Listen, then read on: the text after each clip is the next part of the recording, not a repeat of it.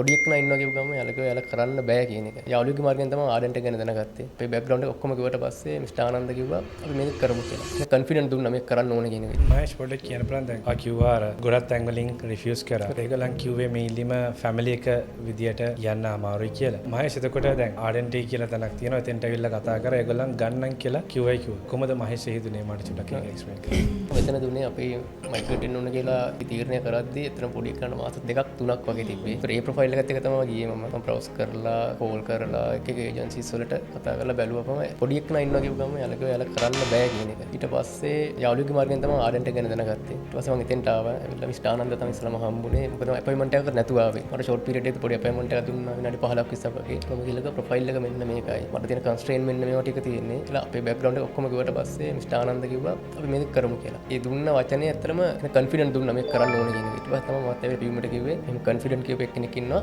ඒක අනිවාර්යෙන් ඇත්ත ඒක කරන්න පුළුවන් කියලා ප්‍රොසීඩ් කරමු කියන දැනට ඊපස් තමයි ආවේ.